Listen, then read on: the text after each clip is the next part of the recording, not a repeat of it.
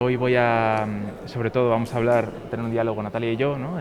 Natalia es una poeta fantástica y yo lo que traigo es el último libro que he publicado en Cántico, que es Palos y Serpientes, y es un libro sobre poesía combinatoria y cómo retomar las matemáticas desde un punto de vista que no sea un coñazo, ¿no? Que sea divertido y ágil y que la gente se pueda interesar, ¿no? Y me parece especialmente divertido porque van a venir alumnos hoy de instituto, entonces me apetece un poco refrescarles esas herramientas y, y que se intenten divertir con algo que les han enseñado que es aburrido.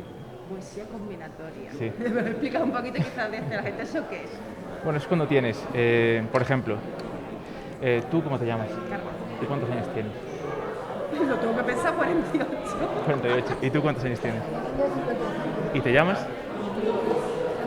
Entonces, la poesía combinatoria consiste en coger las posibilidades, ¿no? Que serían Carmen, Andrés, 48, 55, y moverlas, ¿no? De forma que se puedan interconectar entre ellos. Entonces tendríamos a Carmen con 55 años, a Andrés con 48, ¿no? Y si haces eso a gran escala con la poesía, puedes tener pues una serie de sujetos, por ejemplo, el niño, la madre, el padre, que come, reza y hace pis, ¿no? Entonces el niño puede hacer pis, puede comer, puede hacer la cama, ¿no? Entonces la poesía combinatoria se basa un poco en utilizar esa flexibilidad del lenguaje para hacerlo divertido, ¿no? Y ofrecer posibilidades que levanten un poco la sombra, ¿no? Entonces el libro va un poco hacia ahí, ¿no? Es el tema.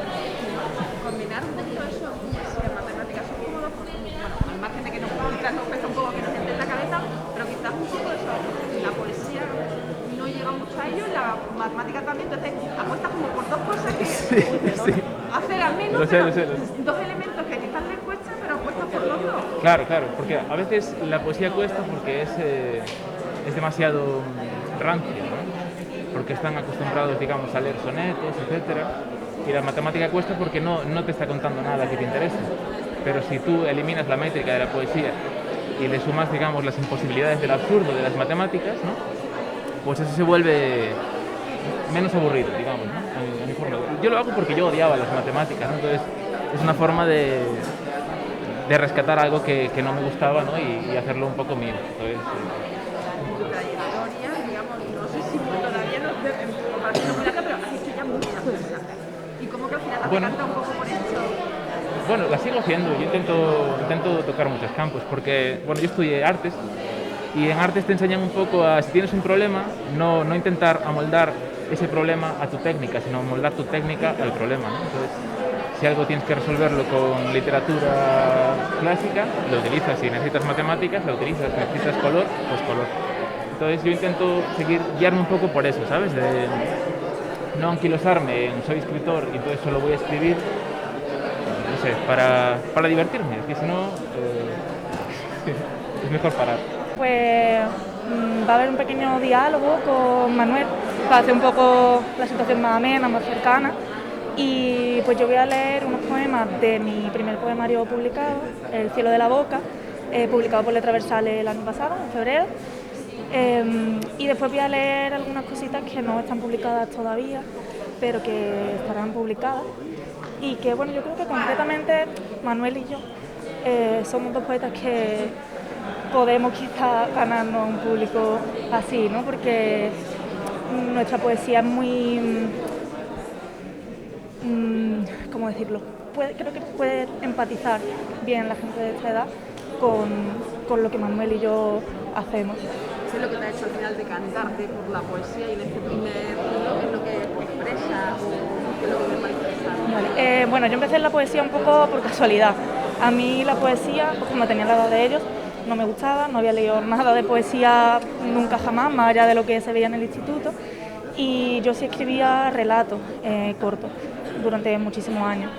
Y hubo un momento en el que tuve un bloqueo bastante feo y estaba muy frustrada y tal. Y un amigo me dijo, vente conmigo que han abierto un taller de poesía en la universidad. Y me fui con él y me enganché porque descubrí toda una faceta de la poesía que no nos cuentan, no sé, en el instituto, por ejemplo.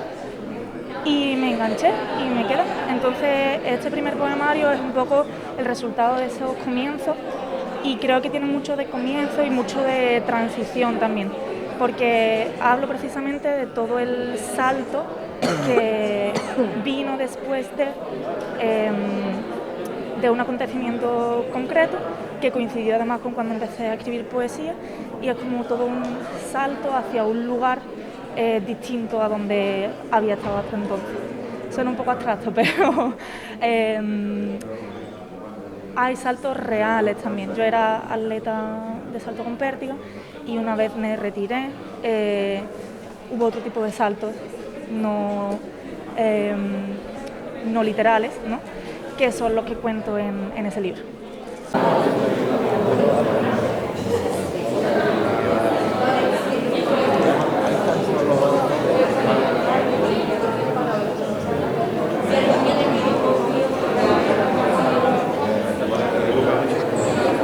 Muy buenos días.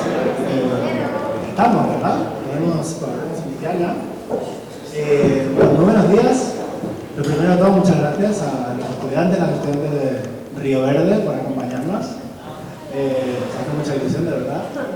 Estoy convencido que tanto Natalia como Manuel también celebran que estéis aquí.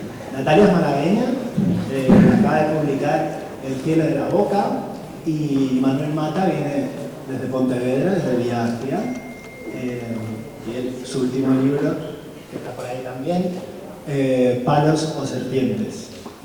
Yo les quería preguntar, porque a veces, imagino que no todos sois lectores de poesía nivel diario, no creo que estéis leyendo todos los días, ojalá que sí.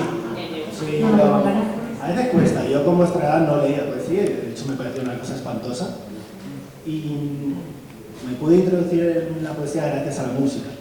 Entonces yo les quería preguntar, por ejemplo, a Natalia y a Manuel, ¿qué cantante, qué músico actual está al mismo nivel para vosotros que un poeta que os pueda gustar? Y os dejo esa pregunta y ya, por favor, que disfrutéis con ella. Gracias. Bueno, a mí la primera persona que se me viene a la cabeza es Ben Howard, que me parece que tanto sus letras como a nivel instrumental, y esto de ver un poco la parte instrumental de la música como poesía, es un poco más abstracto, ¿no? Pero yo cuando escucho a Ben Howard le percibo así que tanto la parte instrumental como su parte más lírica es poesía total y absoluta. Y tiene sus canciones silencios de letra de 2 minutos, en los que está él solo con un solo de guitarra y hace cosas súper locas, no sé, como que le canta al amplificador de la guitarra y hace un efecto con la voz súper loco. Es una gozada verlo en directo, bueno, yo no lo he visto en directo, bueno, en vídeos, ¿no?, de directos, y escucharlo, porque para mí es súper poético, todo el conjunto, no solo sus letras. ¿Qué piensas, Manuel? Bueno, a mí me gusta mucho un chico que se llama Hot Sugar, si lo conocéis, que no siempre tiene letras, pero hace una cosa muy interesante, que es trabajar la música electrónica desde la cotidianidad.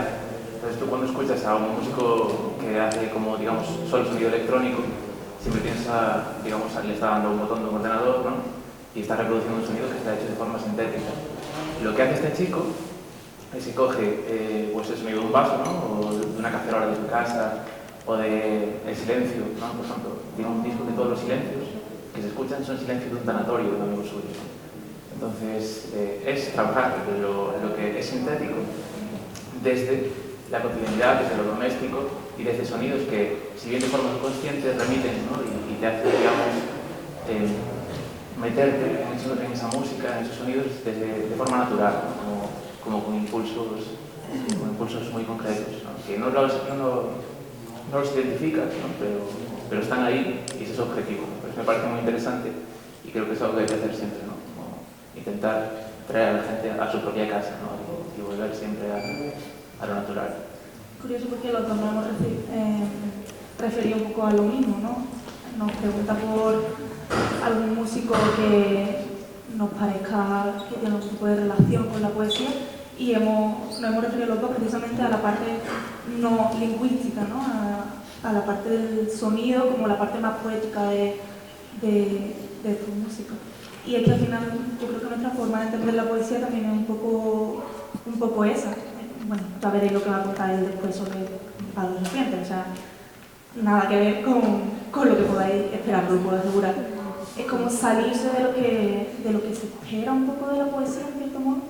Sí, o sea, no quedarte en el lenguaje, ¿no? Pues, cuando el lenguaje solo aspira al lenguaje y a ser un lenguaje bonito, no le está diciendo nada a nadie, te lo puedo decir a ti, ¿no? Lo he hecho, me he divertido, pero si no estás transmitiendo una plasticidad o un impulso que a la gente le importe, ¿no? O que le pueda afectar de alguna forma, no estás haciendo nada. Entonces... Hay muchas cosas que orbitan alrededor del lenguaje que al final es lo que más lo enriquece, ¿no? Cuando se utiliza de la forma adecuada. ¿Y cómo, o sea, tienes, cómo has afrontado esa parte en tu libro, en el último, en el cielo de agua? El formato libro es un poco complicado para todo esto que estamos contando, porque al final hay que hacer una cosa como lo que has hecho tú en Palo de Serpientes para salirse de una forma tan radical de ahí.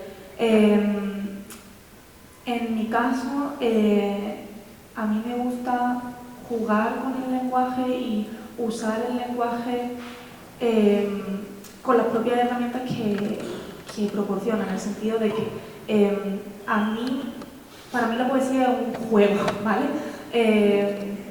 A mí lo que me fascina de la poesía es el potencial de llevar las palabras a sitios que no se esperan, ¿no? Como señalarte cosas que no te señala quizá la narrativa o lo hace de una forma un poco distinta, ¿no? Porque también hay narrativa muy poética que precisamente eso es lo que hace. Entonces yo lo que juego es con eso, con retorcer un poquito y usar pues al final una función metalingüística, ¿no? Del lenguaje, pero al servicio un poco de la poesía. Y tratar quizás temas también que para mí son muy concretos y muy personales y que pueden parecer en absoluto poéticos, pero lo que yo he intentado en este libro es que sea lo suficientemente sugerente, sin ser excesivamente abstracto, como para que quien lo lea pueda identificarse sin necesidad de saber de qué vivencia exacta estoy hablando yo, ¿no? Porque en este libro cogió forma a partir de que yo me retirase de la competición en salto con pértigo. O sea, puede haber algo más inesperadamente poético que el salto con pértigo, pues eso. Claro, yo me tiré un montón de tiempo muy bloqueada porque yo quería escribir sobre eso y no podía.